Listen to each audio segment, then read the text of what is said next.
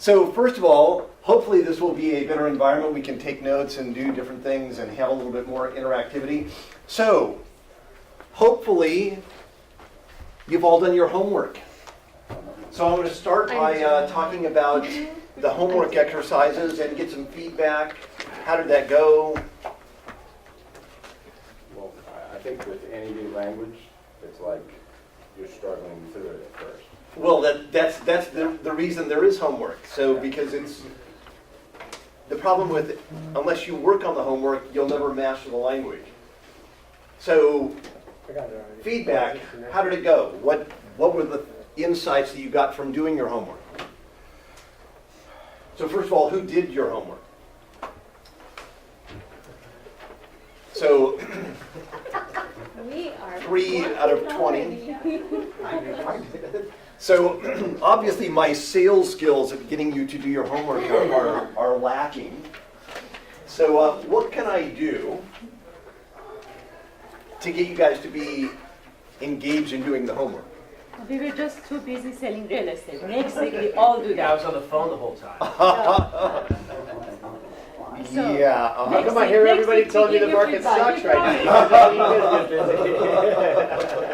now? All right, so for the 3 of you that did your homework, what were your insights? Well, we can make observations, but we don't have to imply anything, and we don't need to infer our emotions to those observations. And especially our judgments. Yeah. Yeah. And to me, it's like the more we can learn to do that, the more effective our communication becomes. And it's not easy, Yeah. but it's really effective if you can start working on that. Any other insights that, Yeah, to learn to put away resistance and defensiveness. Just be that sponge. so what do you think triggers our resistance? Fear. Emotion? Fear, emotion? Our What? own opinions. Ego? Yeah, I was going to say, needing to be right. And that's one of the interesting things. Why is it that we have such a strong desire to be right? Our values? It's a cultural Control. thing. Yeah. I think part of this is tied into our autonomy. We have this desire to make our own decisions. But I have found that, at least my experience is that once I can give up the desire to be right, Yeah. it makes a huge difference at my ability to communicate. Absolutely. Now, and even if I can disconnect from the desire to make the other person wrong, Yeah. and with my own wife, I noticed that when I started working on nonviolent communication, whenever we got in an argument, I found that I wasn't focusing on really communicating. I was focusing on making her wrong. Yep. Winning. It's like, and I always think, okay, what was my motivation there? Did I really think this was going to help? When I thought about it objectively, I know it was a pretty stupid thing to do. So why? And part of it is to get thinking about those, activities. Now, part of the exercise in your homework was to think about times when, he talks about that exercise of the orange. Did everybody read their homework? Giving from the heart. So I'd love to get, anybody have an example from this past week where they really gave from the heart, that they felt like, gosh, that was a great experience, I want to do that more. I did. So, sure. I invited a friend to come and stay at a rental we have, and just so she could get away from all of the responsibilities and cares of her home. And so during one evening, we had a party and, invited some close friends over. And one of her friends, longtime friends, pre-gamed and drank about 6 beers, and I don't think she probably weighed about as much as Jill does. And she made a big scene and embarrassed her friend and caused us, all the rest of us, embarrassment, and we left. And so the next day, I went over and I brought a game of Yahtzee with me. And we sat and played Yahtzee for about 2 or 3 hours. And her spirits, and this is a game she'd never played before, and her spirits were just lifted and soared. And it just makes you feel really good. Okay. Yeah. And what made you know that you needed to go play Yahtzee with her? I just needed to be there for a friend Okay. and bring her spirits So, up. and how did you know that you needed to be there for a friend? I knew she was hurting. So, and to me, that's what I want you to be aware of, is that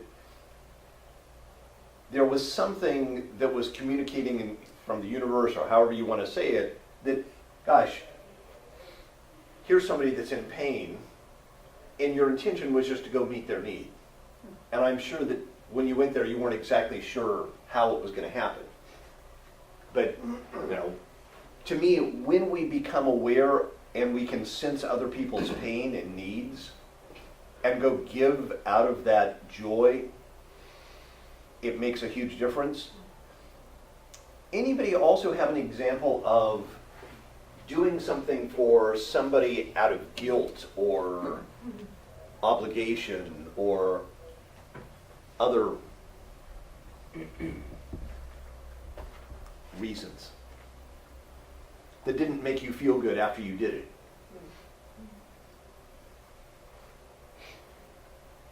Nobody? Just don't share. Well, I was working at my other office, and a longtime friend and colleague, we are at opposite poles politically, and she likes to needle me about certain beliefs. And I just had simply had enough. I don't think it belongs in the workplace. I've managed to go my entire adult life seldom ever bringing in religion or politics. Like, I'm Linus, right? There's 3 things I've learned never to discuss: religion, politics, and the Great Pumpkin. And I don't believe it, especially here. It doesn't belong here. So I just I took some time. I went out. I went on an errand. I came back, and she started again. And I just said, look, this is not fun for me anymore. Okay, as far as I'm concerned, it's none of your business what I believe, what news network I watch, who I vote for, is none of your effing business, and you need to shut the F up or get away from me. And if it continues, I'm going to complain to HR that you're creating a hostile work environment. So it was way more than what I needed to do, and I should have taken her outside and spoken to her, but I did it right there in the office, because I felt like other people needed to hear it. Okay. She must be a liberal. Could be. Yes. And anyway, So, That's so funny. I know. So I wasn't, as you can tell, I'm still not happy with myself. so here's my question. In that situation, what do you think her needs were? That's interesting. I don't know. She thinks it's funny. Well, and It's so having fun. So to me, it's like one of the things that I found is that, and we'll talk about this as we go through forward, I think in chapter 5 or something, Like that. when we're hearing negative feedback, we have 4 or 5 options on how we can respond to that. And Robin, there's a chair right here if you want to join I us. was just going to give you mine if you wanted. No, I'm gonna get one because I'm gonna have to go in. And there's some right here too. Yeah, yeah. Someone get her. There's one, and I think there's some in the hall. I was looking for you guys downstairs. It's Like, like, where'd you where's go? everybody? Nobody to drink coffee. I'm like, where's Greg? It's nice. We actually have a training room. Yeah. And soon we'll have a TV where you can actually see the slides. That's why I printed them out today. So, it'll be good. So that's a good point. I didn't think of what are the needs behind this behavior of hers. Well, and this is where nonviolent communication, to me, the big payoff is. if we can stop getting what I call into the reactionary mode as information comes to us and get into the, I wonder what their feelings and needs are. And one of the training courses that Marshall did that I attended said that one of the great things in life is to learn to never hear what other people think.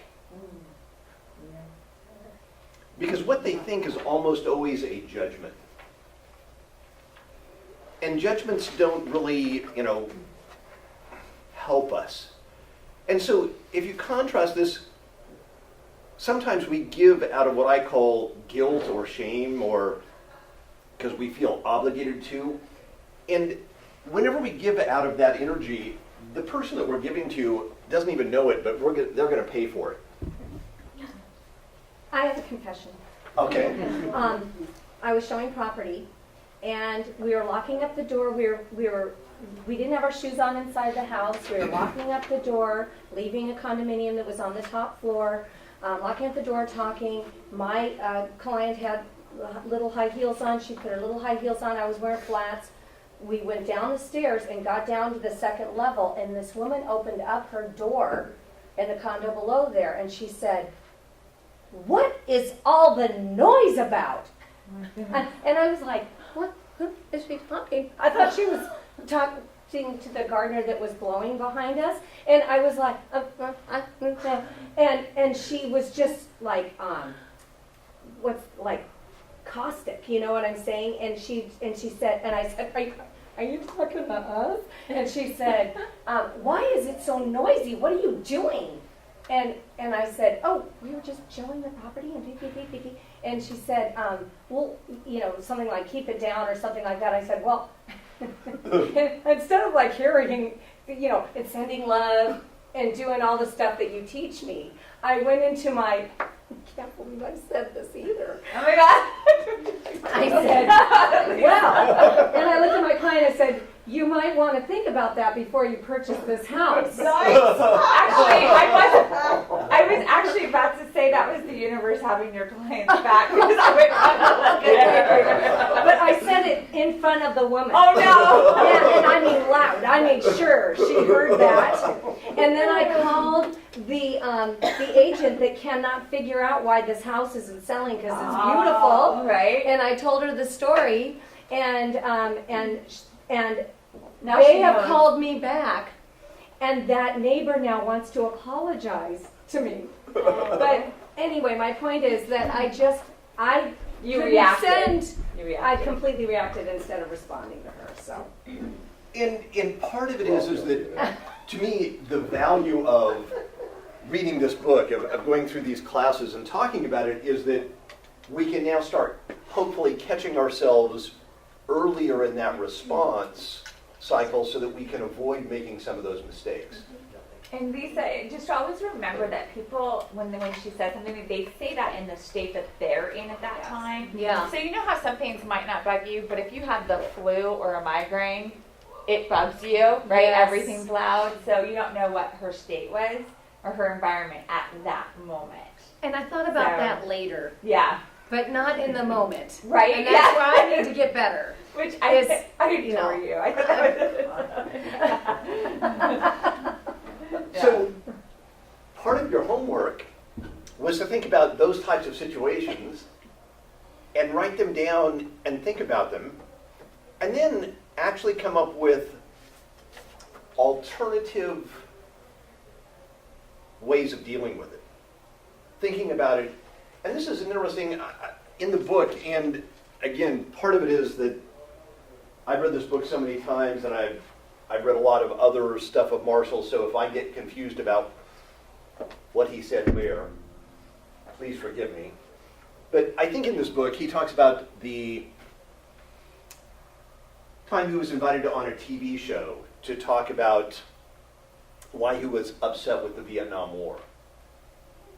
And he went home, and it was taped in the afternoon, went home to watch it live that evening or watched it when it was broadcast, and he was very unhappy with how he came across.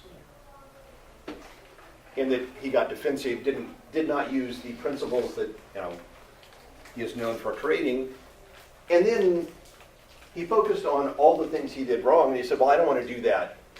And the very next week, he had an opportunity to go back to the same TV show and continued the debate or the conversation. And on the way down to the TV show, he said, well, I don't want to do that, I don't want to do that, I don't want to do that. And then he got to the TV show and he did exactly the same thing. Yeah. And here's what I found. If we focus on what we don't want to do, It happens. we tend to do that anyway, because what we don't have is, well, if I don't do that, what am I going to do? What are the ways I'm going to respond in those situations? And it's really important to get clear on alternatives. That's why in the homework I said, write down situations where you gave from the heart, situations where you didn't give from the heart, and think about those situations so that you can come up with different alternatives to ways of dealing with it. And that will make a huge difference overall. So basically, last week we went through chapters 1 and 2, and I think, let's see where we are here, is we're going to talk about chapter 3. And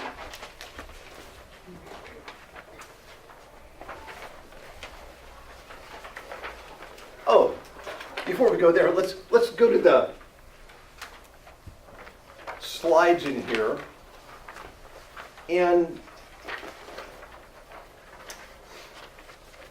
slide number 10 on your little handout here.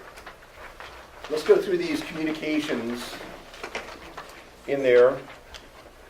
And so let's look at the 10 statements that he's got here, and were these statements observations or judgments or both? So the first one was, what is the meaning of, these are just questions. So what is the meaning of life-altering, life-alienating communication? Denial of responsibility. All right. I think that's probably a good way of doing it. So name some forms of life-alienating communication and give examples of each.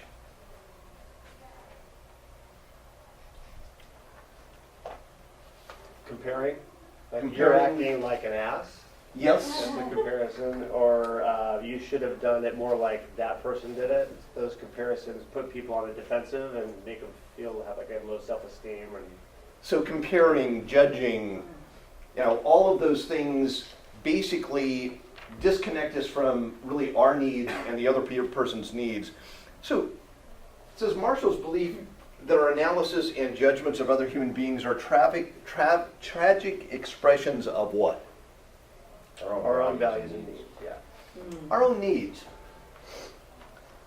So this is really important. If somebody is coming at you in an angry way, the more we can sort of take a step back and say, okay, I wonder what their needs are. As soon as we ask that question, at least my experience is that that person becomes much more of a human being. Just because we're,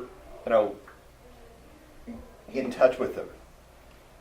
And why does he call, when we express those needs poorly in judgments or comparisons or other things, why does he call that a tragic expression? Because whenever we express our values and needs in a judgmental form, we increase defensiveness and resistance to them among the very people whose behaviors are of concern to us. And in those situations, we've lost touch with what our need is.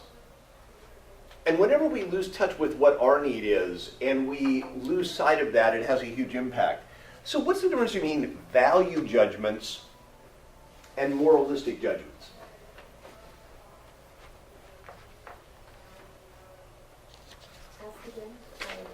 Ask again.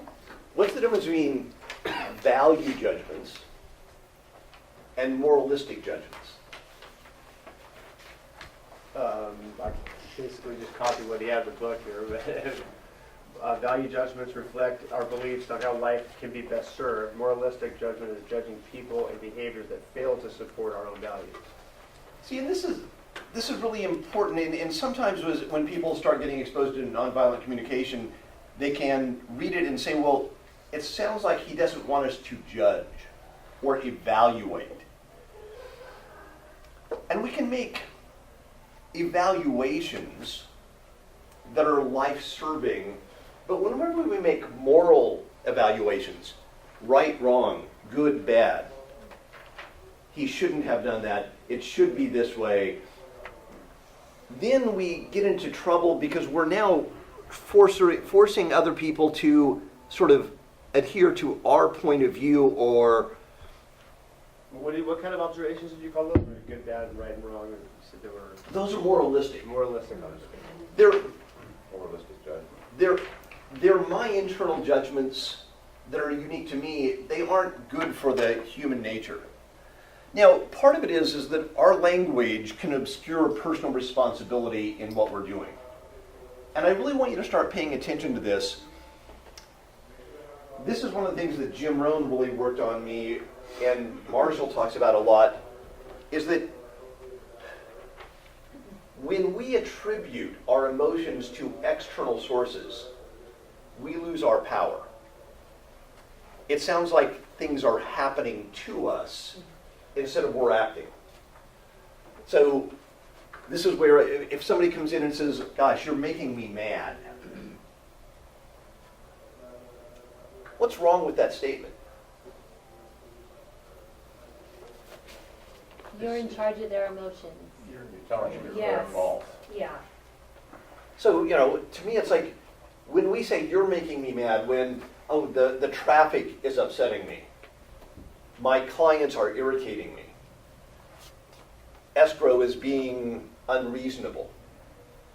You're not identifying what's really causing the frustration.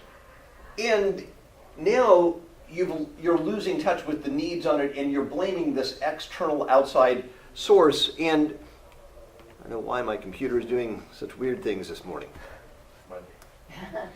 It's just one of those things that we need to be aware of so that we take responsibility for our own emotions and feelings. So Marshall also has talked about the fact that his children taught him that he couldn't make them do anything. Right. What do you think he meant by that?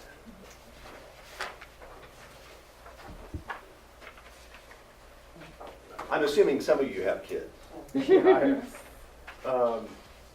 Basically, the child has to do it on their own.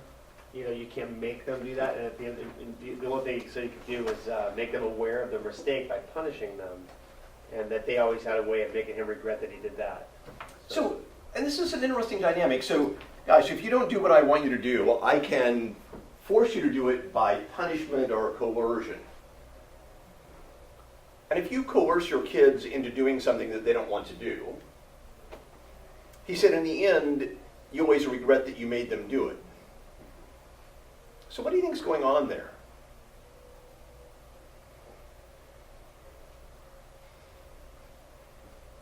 It's causing resentment with the punishment. He's putting demands. I mean, that's another form of violent communication, putting demands on people, right? I mean, And this is one of the interesting things. If you threaten or punish, his contention is that you're creating more violence in our society. Now, when I first heard this, I thought, I don't know if I believe that. But the more I've been around it and worked with it, the more I come to believe that's really true. That we beget violence whenever we threaten, punish, and do anything like that.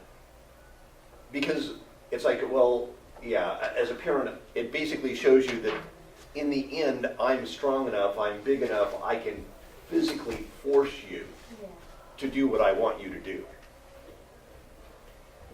But what does that really teach our kids?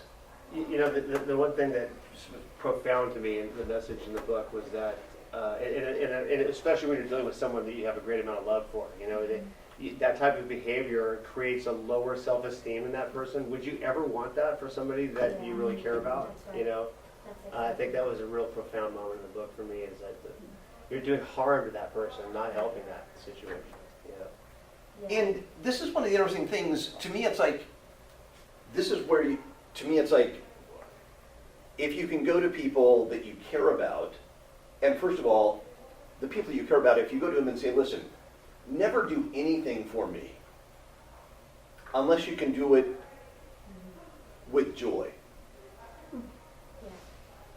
Out of, you know, just simply doing it. And if you can't do it out of joy and the excitement of giving, please don't do it for me.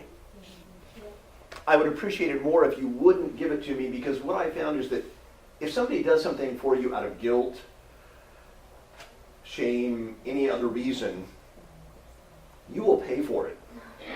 And if you ever really connected the cost of what you pay for it, you would never pay that cost. And so we want to get to that point. So part of this process is now sort of connecting with it. And let's talk about chapter 3. And this is really observing without evaluation. And we've already talked a little bit about this. But I love the little statement on here that says, I can hand you telling me what I did or didn't do. I can hand you interpretations, but don't mix the two. And to me, it's like when we confuse judgment and observation, we always get into problems. So why do you think judgment and observation get confused? Conflict with our own values, maybe. I mean, so it's almost human nature to want to pass judgment on that. When you see something that happens that does not fall into your own values, you know, you have an opinion about that, right? And this is one of the interesting things, and I think you're right. If somebody does something, and you make an observation about what they did, it helps them look at their behavior. If you make a judgment, It's them defense. why does it make them defensive? It's human nature. It is human nature. It's one of those things. So here's the key thing, is that we've got to become aware of the fact that every time we make a judgment, it closes down communication. If somebody, you know, if you go to a situation and somebody even looks at you and says, why did you do that? What's instantly happening in your body? It's like, Oh, it's my turn to attack. and, you know, it's like, why is one of those tricky questions, because it always implies that you did something wrong. And so what you want to do is make sure that you disconnect your observations and your evaluations.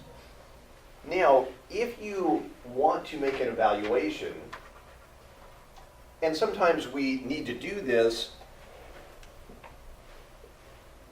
you need to connect that directly to your feelings and your needs. And hopefully you make that distinction clear. So let's say you go to your partner and you want to spend a romantic evening with them. And they say, well, I've got to work. And you say, well, gosh, you care more about work than me.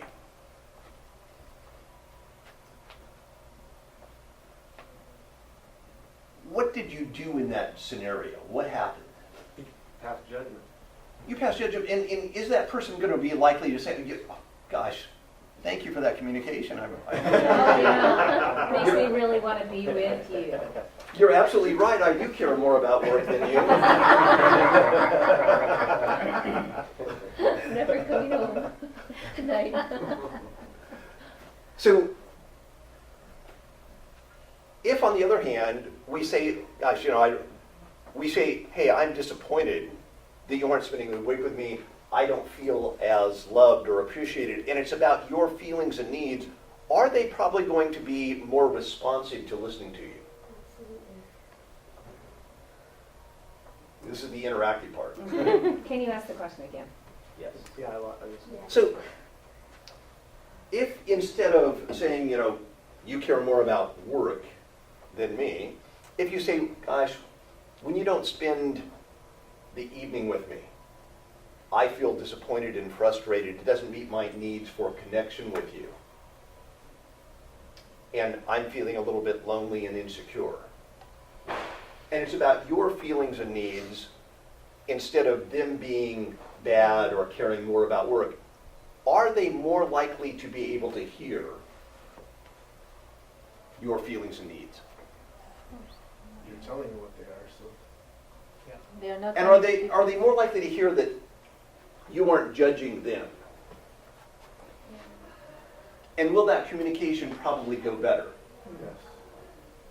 And that's really the key, is that if we can disconnect our judgments of them, and if we do want to share how it's feeling, we need to take responsibility for our feelings. So it's, when you do this, I feel this way.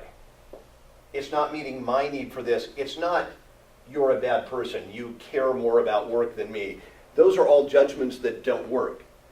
And so we don't have to be totally objective, but we have to separate our observations and our evaluations. And it takes some practice. When we combine observation and evaluation, then people always get defensive. It creates that instant sort of killing of rapport. The other thing is that we need to get away from what I call generalizations. Remember that nonviolent communication is a process language that is dealing with something happening in the real world in real time. And if we understand that, we'll avoid words like always, never. Things that, make people, if you go to somebody and say, listen, you're always late, what instantly happens in their brain? I'm not. To get defensive. They start to think, Whether they are. And they can dismiss it because they will find the one example in their entire life in which they were on time. And instantly you become a liar. You are totally unreasonable. Why? Because you said always. On the other hand, if you came in and say, you know what, last week when you came in late to our parent-teacher conference, it really bothered me. It made me feel like, and now you share your feeling and experience, and you limit it to that specific instance, you have a much better chance of actually being heard. Because when you use those, always, never, that's the way you are. Instantly, people will find the one exception, and if there's even one exception, now guess what? They can discount everything you said because, well, you were wrong. And so just be careful of that. And it's hard to do. I mean, he talks about Krishnamurti's quote, and I've used it a number of times, that the highest form of human intelligence is to learn how to make observation without evaluation. And it's part of our language pattern. So let's start practicing this. And I think I have some examples in here. I think the first one says, John was angry with me yesterday for no reason. Is that an observation or an evaluation? it's an evaluation. Evaluation. So John was angry with me for no reason. What is the evaluation? That there was no reason. There was There no was- reason. See, we totally discount their feelings and emotions that, well, he had no reason. It's like, I'm not responsible. No way. All right. Yesterday evening, Nancy bit her fingernails while watching television. Observation. So that was an observation, just, that's what she did. Why she was doing it is not there, and that's the key thing to do. The next one says, Sam didn't ask for my opinion during the meeting. It's an observation. A statement of fact. It's like, here's an observation. My father is a good man. Evaluation. That's the good. See, it's an evaluation of them. Janice works too much. Evaluation. It's definitely an evaluation. Next one says, Henry is aggressive. Evaluation. All right, you guys are getting this down. Pam was first in line every day this week. Observation. It's an observation. My son doesn't often brush his teeth. Observation. Often. That is an evaluation. That is an evaluation. So often is an evaluation. It's like, well, often, well, what is that? Well, it's an evaluation of, in my opinion, what that is. Now, how can I make that statement with it being a pure observation? He doesn't Brush brush his twice teeth a this week. morning, Be specific. He only brushes his teeth twice a week. or he only brushed his teeth twice this week. But, Yeah. So to me, it's like, It's quantified. and I want you to get as specific as possible. My son brushed his teeth on Monday and Thursday of last week. but as soon as you put the word only in there, it becomes an observation. Yes. I mean, it becomes evaluation. So to me, it's like, Yeah. and it's hard because these language patterns are so ingrained in us. No. Because, we've never really thought about how to separate our evaluation from our observation. Luke told me I didn't look good in yellow. That's an Evaluation. observation. Evaluation. Evaluation That's and an we observation. saw. Luke, opinion. It's Luke told him opinion. that. Luke was the one making the evaluation. Yes. Yeah. But this my- sentence Is it an observation or is it Evaluation. evaluation? Luke made It's an an observation. evaluation, and the person Oh, it's making an that statement made an observation?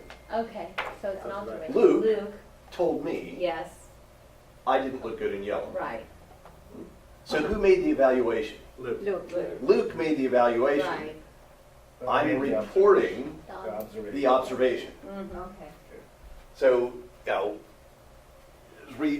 it's like trying to really separate those things out. My aunt complains when I talk with her. That's Evaluation. Observation. No, 'cause So- he complains all the time, every time. Well, it's an Oh. evaluation. Ah, because- that's an Well, evaluation. what is the yeah. complaint? Well, Exactly. When? So what is a complaint? Yeah, what is a complaint? And what is a complaint? Yeah. So a complaint is a, evaluation. if say, Ah. my aunt complains, I'm what? Evaluating. Evaluating, I'm judging, You're labeling her communication. yes, Yeah. I'm judging it, I'm labeling and have you ever had somebody where you've been talking to them and you say something like, well, you're sure unhappy, you complain about that a lot, and they say, well, I don't either. They don't think they're complaining, but you're thinking they're complaining? See, that's your evaluation. So how would you make a statement about your aunt that's an observation without an evaluation? He talks too much. Oh, She talks too much. That's about the evaluation. specific incident, which is like my aunt told me about the driver who cut her off. Right. Yeah. So when I talked to my aunt last week, she told me about the person that cut her off in traffic. She told me about her son who did not call her. You talk about the specific instances, and if you're sharing that, people can come to their own conclusion or evaluation, but you want to just make sure that you report, here's what actually happens without the judgment. It seems like the observer has to disconnect themselves completely from that event that they're trying to communicate about. The more you can, the more clear your communication will be. I think of like a robot, like in those movies, like they'll just be like, so I see that you are, and you almost have to be robotic. And I mean, in your observation. In your observations, yes, the more you can be truly just observing what is happening and disconnect it from judging, you will be able to make evaluations that are much more practical for you. You're still going to evaluate them. But in your communication with other people and with yourself, the more you can say, my aunt told me about getting cut off in traffic, how her son didn't call her about, and then you say, I avoid going to spend more time with her because she depresses me because of her complaints. You're going to make the evaluation, but you want to separate the observation from the evaluation. If you jam them together, we tend to now dehumanize the people we're talking about. And that's his whole point on this. So the next thing is in chapter 4 is now expressing our feelings. So if we go through and sort of review what we talked about in nonviolent communication, first of all, we want to make sure that we're sort of paying attention to our language patterns, and we're learning to observe without, judgment in there. And the next thing we want to do is really get connected with our feelings. And this is part of our culture. We're focused on other people's direction for our feelings instead of being internally focused on our feelings. And this is what puts us up into our head. This is interesting in that Robin talks about this a lot, is that you shouldn't go into your head unaccompanied. And this is exactly what he's saying here. When we get up into our head and start thinking about what's right, wrong, what could be wrong, we tend to be denying our feelings. And if we can get connected with our feelings, it makes a huge difference. So why do you think we're so afraid of connecting and actually sharing our feelings? That people will judge us. Yeah, afraid of other people's judgments, exactly, yeah. So here's an interesting thing. Are people judging you? Yeah, they're going to judge you anyway. So you may as well just be yourself. So this is one of those interesting things. It's like, well, the reason I'm not going to share my feelings is they're going to judge me. And if you don't show their feelings... I'm going to speak up on this one. Do you think I'm ever judging you? No, not really. Kind of do. Yeah, I don't feel Never. judged. If you were ever to come to me and be like, la la la la la la, I'm going to sit there and go, and then when you're done, I'll be like, do you feel better? Did you judge before you became aware of this? What? Did you ever used to judge before You know, became I aware would of say it? I'm definitely not, like 10 years ago, I wasn't the person I am today. I had to invest a lot of time. Yeah, and read books Yeah, and and take do all of that classes, to right? get to that place. And maybe I had to actually not judge myself anymore. That's key. Yeah. These books are all I connected. had to learn more about These myself concepts are first, totally right? all about, And like, come from understanding. Yeah. So when someone like vomits on me, right? And by the way, I'm not perfect. I do have my moments too where I'm like, you're a jerk, right? So I can have, in work though, I'm usually really good. But I might say, okay, so let's break this down. Let's talk it through. Let's come from understanding. Possibly this. You're in your head. You made this up.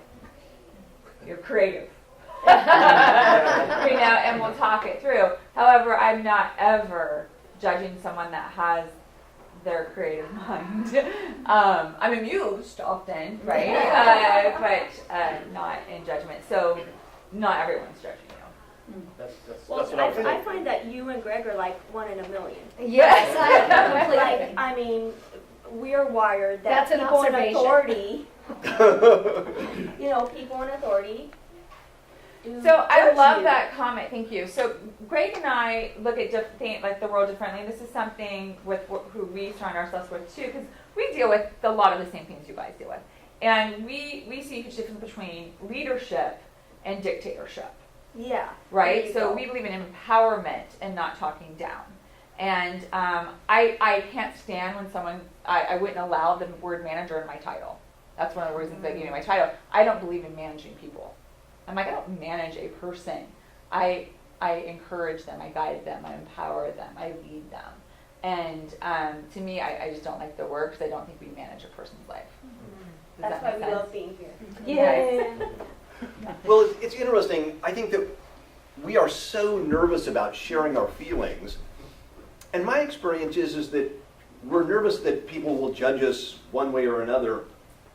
And what I found is that when you actually share your real feelings, you're authentic, people will respond to you much better than if you didn't share your feelings. And so we get in our own way of not really being authentic. So feelings are not being clearly expressed when you use the word feel followed by logic. And this is one of the things that I think disconnects us, in that I think many times we think we're feeling something when it's really not a feeling, it's a thought process. So if I say, I feel you should know better. That's not a feeling. What is that? That's a judgment. It's a judgment. That's an evaluation. But why would I tend to say something like, well, I feel you should know better? Because I don't know my feelings. Because you've lost touch with it, and where are you in that moment? Your head. You're in your head. You're judging up there in your head. That's why it's you want to try and disconnect that. Now, the worst part is when you do this to yourself, like, I feel like I'm failing, or I feel like a failure.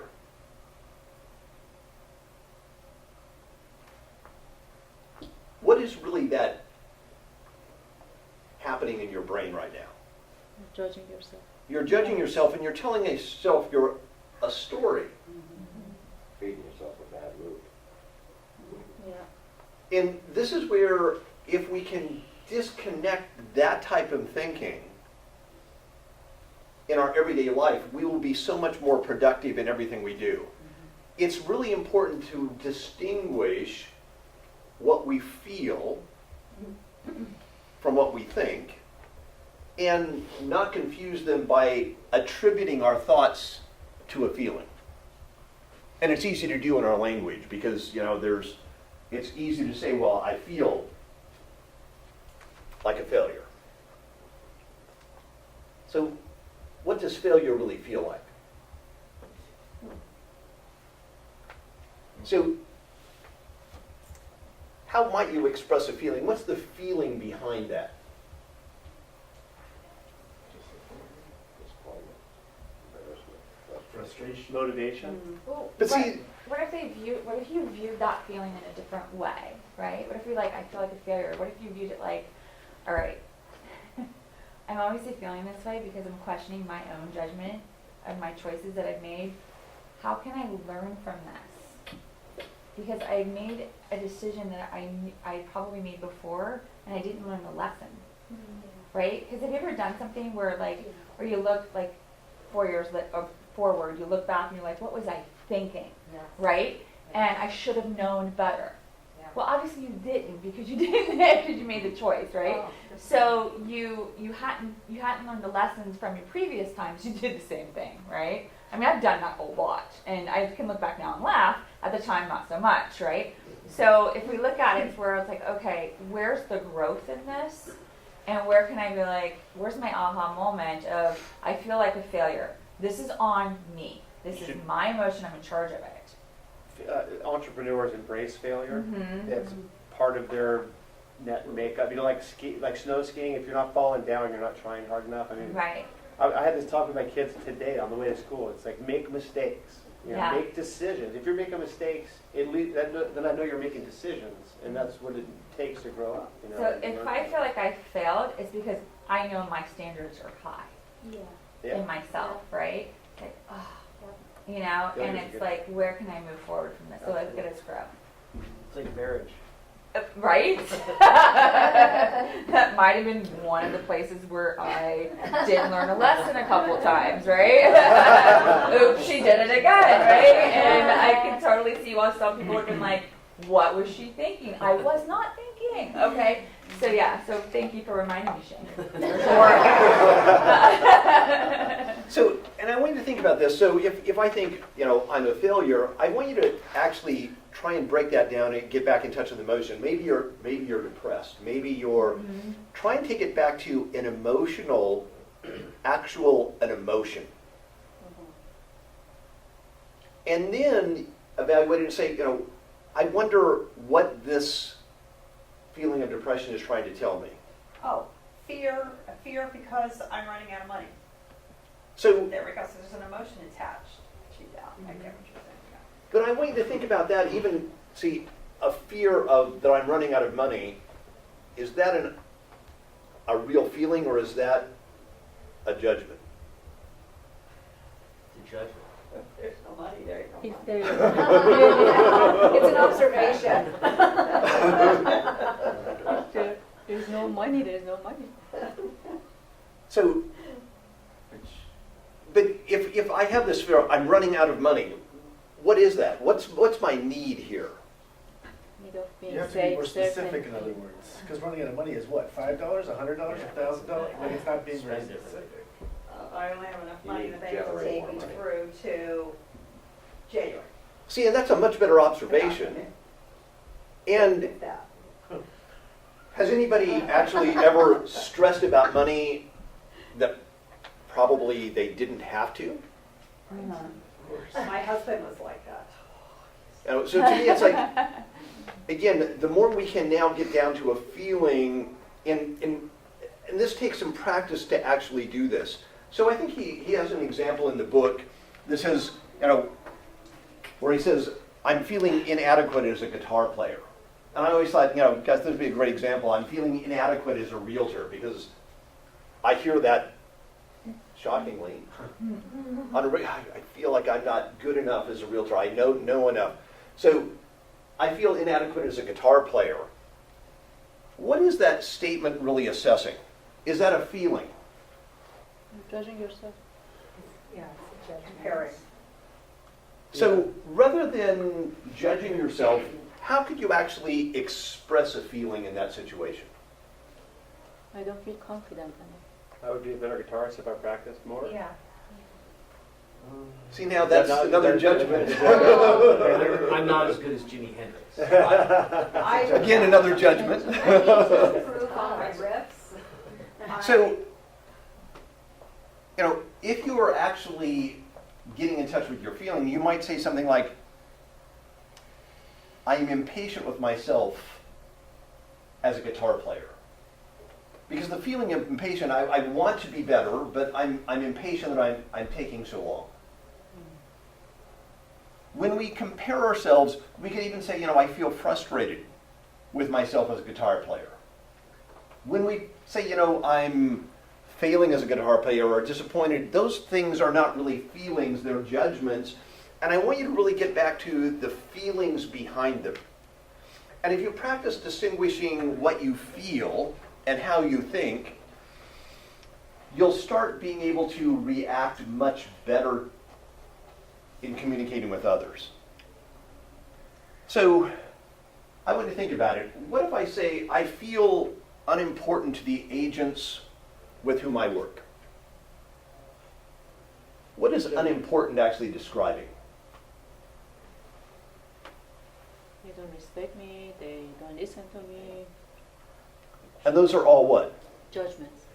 You also don't know how they're thinking. And did you actually go and talk to those people and ask them, am I unimportant to you? You're making it. So you're making up this whole story, I feel unimportant. Now, how could you actually state that in maybe feeling terms? What's the real feeling behind making a statement like that?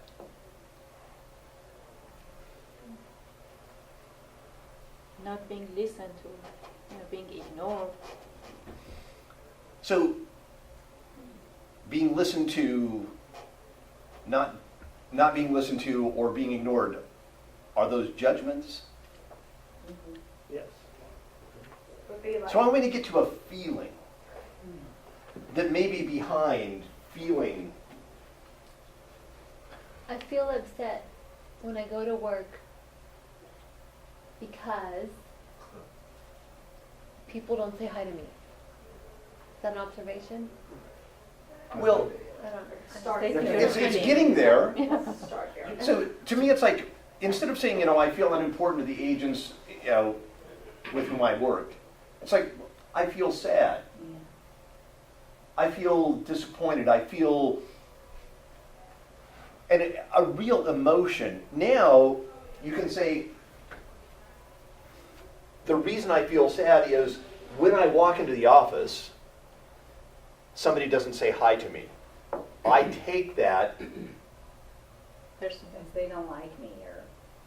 as an indication, or I'm evaluating it that they don't value me. If we can disconnect the feeling from the judgment, we will tend to realize that it's the story we're telling ourselves. So, if I walk into the office and somebody says hi to me, what's another thing that I could assume? They're busy. Gosh, I love walking into the office because when I walk in, they never say hi to me because they're so busy and productive. It's absolutely inspiring. Same activity outside, Yes. totally different emotion because of what? Changing the school. The story I'm telling myself. And that's really what this comes down to. It's the story you're telling yourself.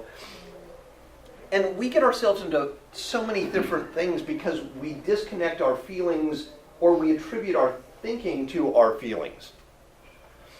And this is where we avoid some of this language. And he talks about the word misunderstood.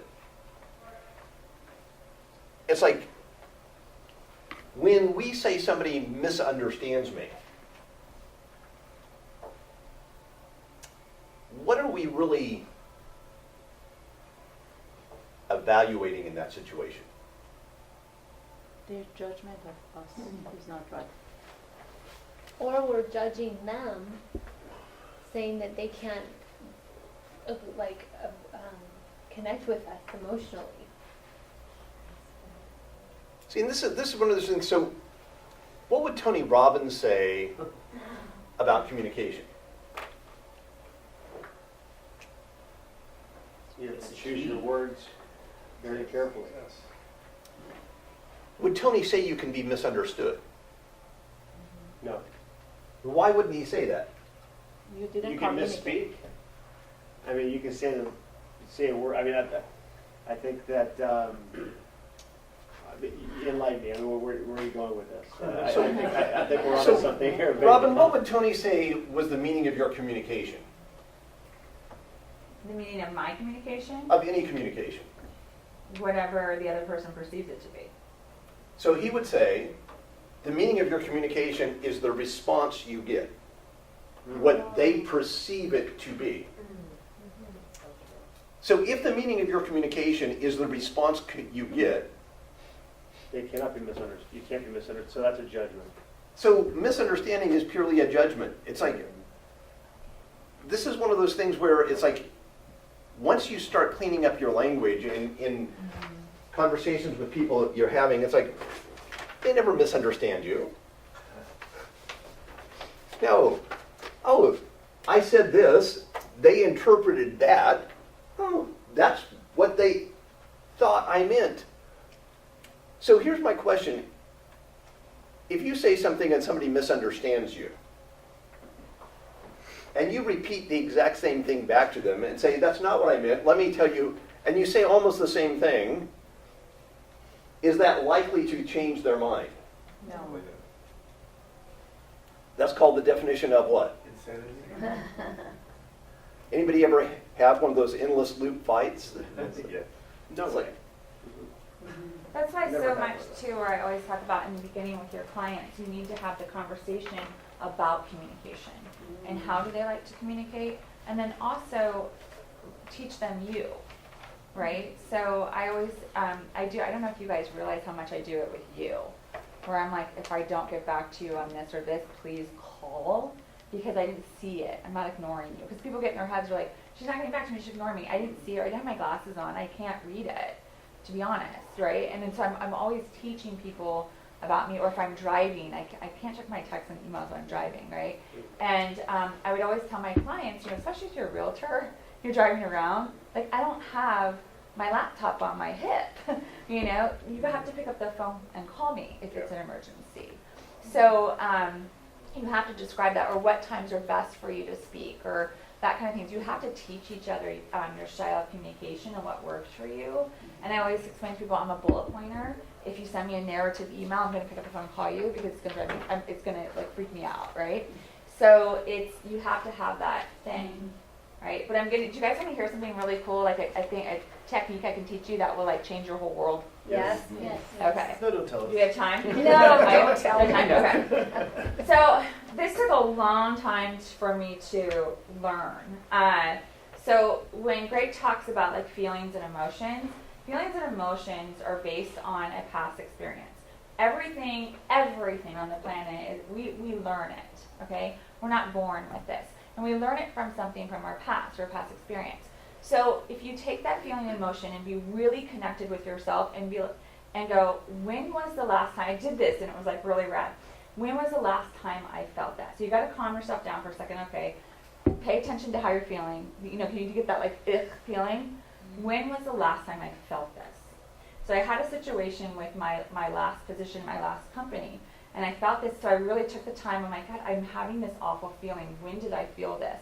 And I really thought about it, and I go, I want a divorce. That I connected it, and I'm like, okay, what surrounded that? Why did I feel that way? Why did I feel like I want a divorce? Didn't trust, felt betrayed, didn't feel appreciated, right? And what happened? But then I was able to have a conversation around it. So I met with my operating partner, and I said, look, this is how I feel right now. I wake up coming to work going, I want a divorce.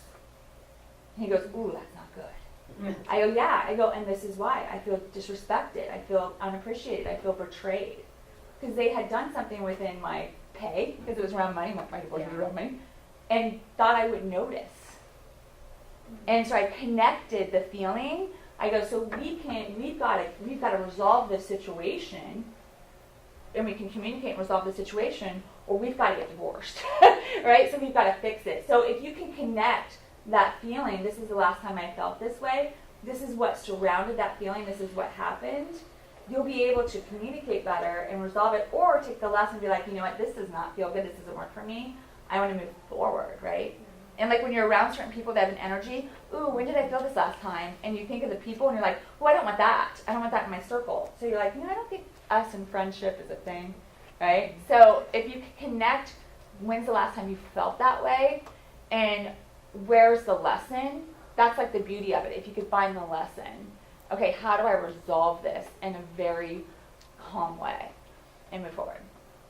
Does that help? Yes. Yes. It would like change my world when I was able Oh to my do that. gosh. I want to point out one very specific thing in her language pattern. Notice she went to the partner and said, I feel disrespected, not you disrespected me. And the difference in that pattern is huge. I never put judgment. I never said you did this, or I always leave it open to things not being done intentionally. Okay? Some people just don't know or don't realize, or maybe it was a mistake. So I want to leave the door open. However, I've got to express why. We've got to have the conversation. And so it's important to get connected to your feelings, take responsibility for those feelings, and not put the feelings onto other people. It's like, that's where, when you say, you making me mad, you did this to me, those are all going to close down your communications. Now, this week ahead, there's a couple of words, a couple of lists in here, I think on slide 33. And it's a list of words of how we interpret others that often we use as feeling words, but they're really not feelings. And I really want you to pay attention this week to how you use those words, and then I want you to build those vocabulary of feelings. And I put together a list of words of feeling words, and I found that the more you sort of are aware of when you're using thinking words and attributing to feelings and disconnecting your process here and really getting in touch with your feelings, the more effective you're going to actually be. So then we have some statements in here. If you look at slide 37. So I'm going to take a look at these and say, are these expressing a feeling here? So when you say, I feel you don't love me,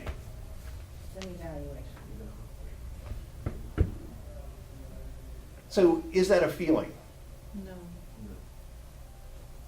So the next one says, I'm sad that you're leaving. It's a feeling. Feeling. So you're sad. And the reason for the sadness is that you're leaving, but I'm sad because you're leaving. It takes responsibility for it. The next one says, I feel scared when you say that.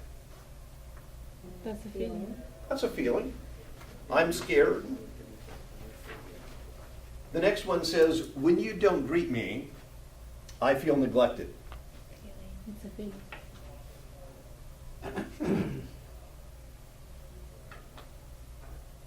Or it's an observation. Feeling.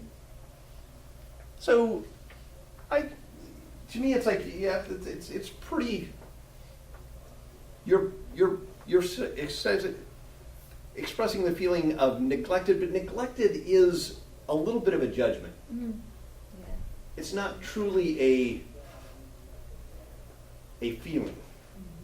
So that was one of those ones that just, when you don't greet me, to me it's like, I feel sad would be a better, because when I say you neglected me, what am I doing?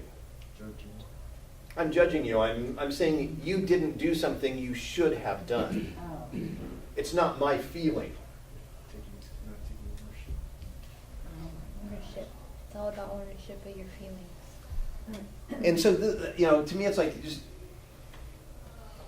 we tend to need to really be careful with those language patterns. The next one says, I'm happy that you can come. Feeling. I'm happy, yeah.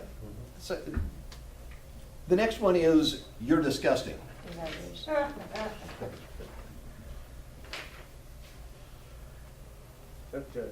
That's definitely not a feeling.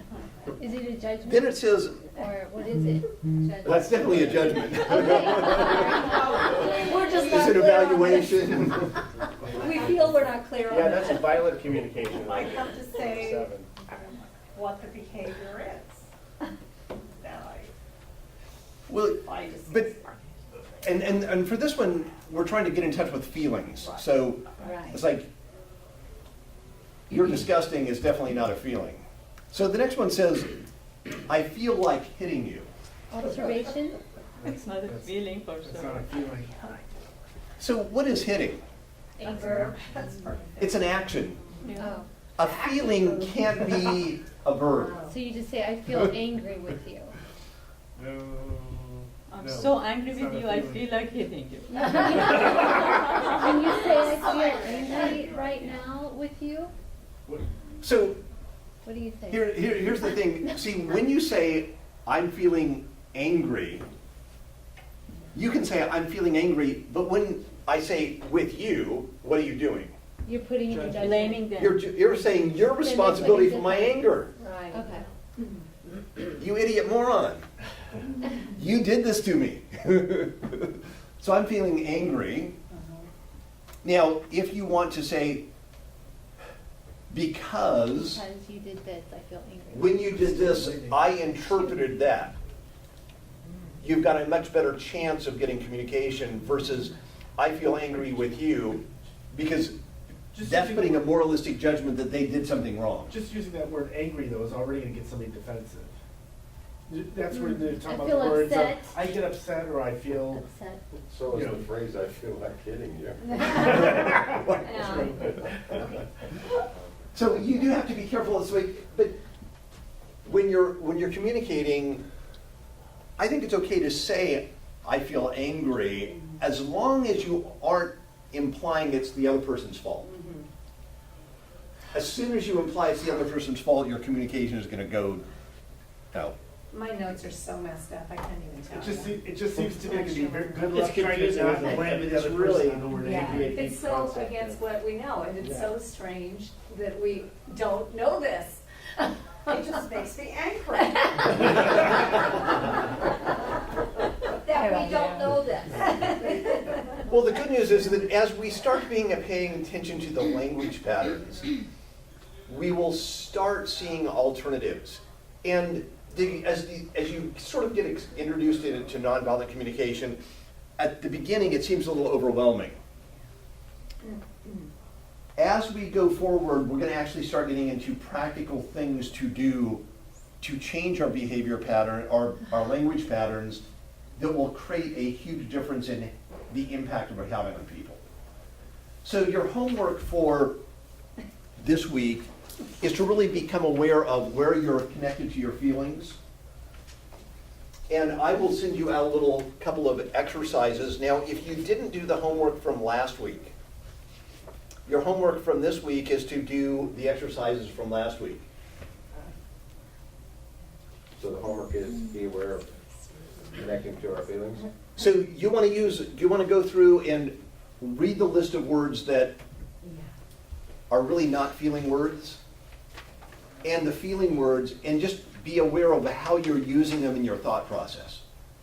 And then be connected with your feelings, and I'll give you some specific activities. I've got an assignment to sort of help you make clear on that. So before we wrap up for today, any insights from the book that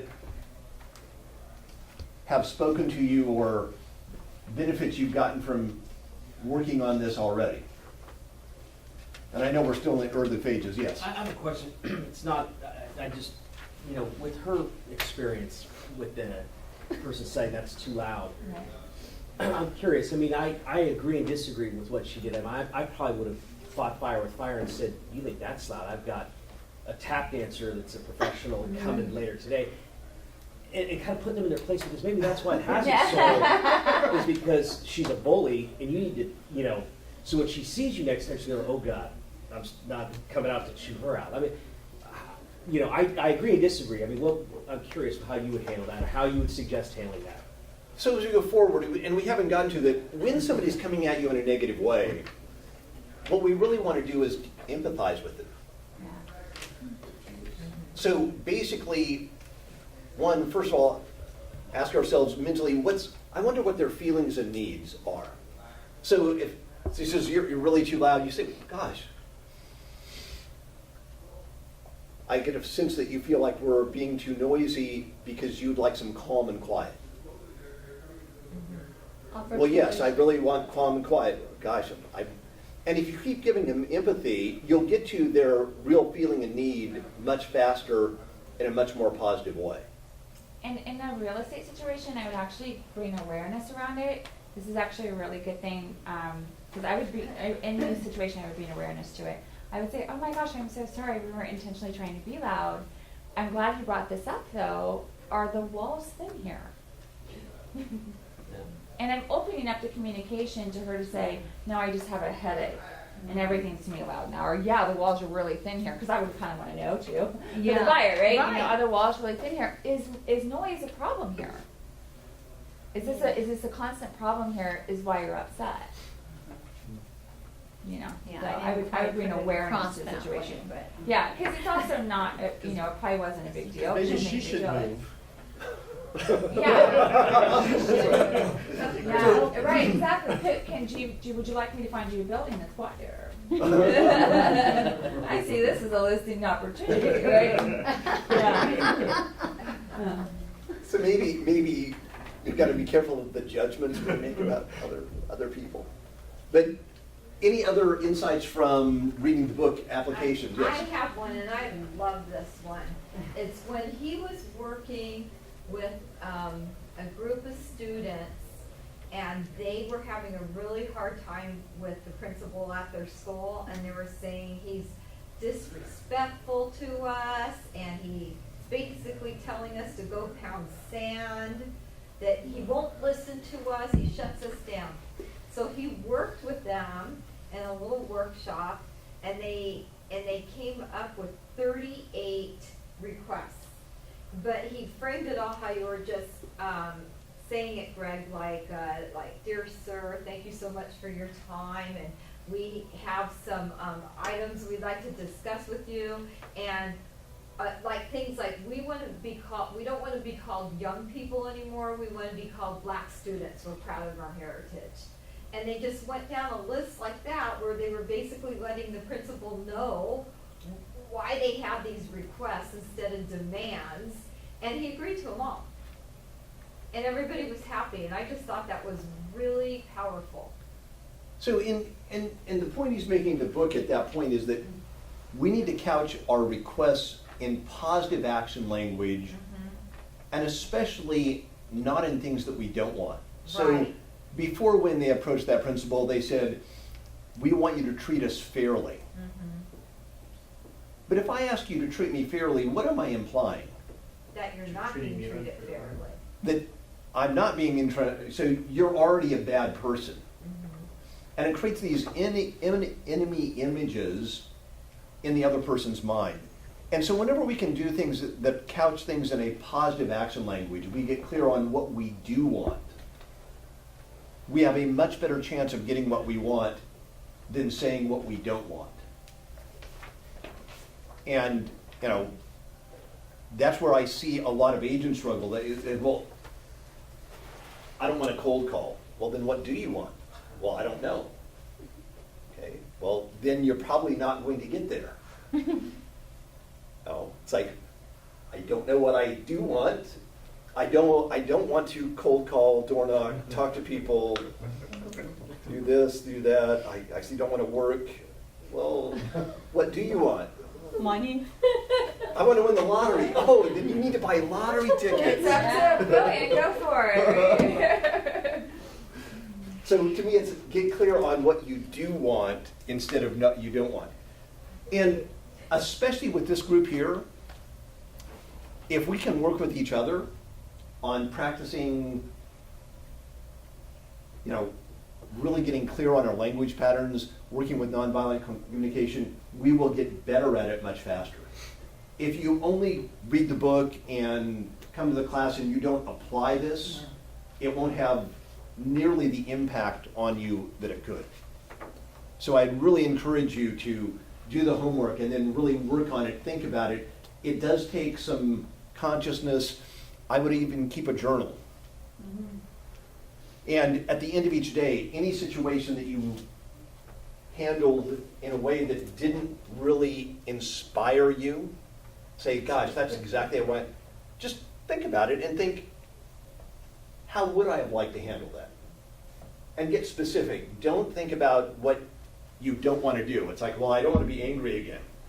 I don't want to be sarcastic. I don't want to be this way. That won't help you. What do you want? I want to, respond in a loving way. Well, what does that look like? And the more clearly you can come up with that, in that future situation, you will have a much better chance of responding that way. Does that make sense to everybody? All right, so how do you like the new classroom? Love it. Awesome. All right, so we'll start having more classroom up here and we'll get it all arranged and hopefully we'll have slides here soon. So go sell some real estate. We follow you anywhere, Greg. Doesn't matter if we have a classroom or not. What chapter should we be through by? Oh, so Would you forget? let's read chapters 5, 6, and 7 for next week. We may only get through 5 or 6 next week, but I'm confused. What did you assign chapter 4? Yeah, I thought we were supposed to just. That read that whole chapter feelings 3. thing, I was confused because it's chapter 4 stuff. I didn't read chapter 4 because I didn't think we were supposed to I read only it. And I'm sorry for the miscommunication. The first class was chapters 1 through 3, but we only made it through chapters 1 and 2. Oh, so we added another chapter. So then we added 3 through 5, and I said, well, we'll just, so we're just trying to read a couple ahead. So 4, 5, and 6. Yeah, so 4, 5, and 6 for next week. And we'll really talk about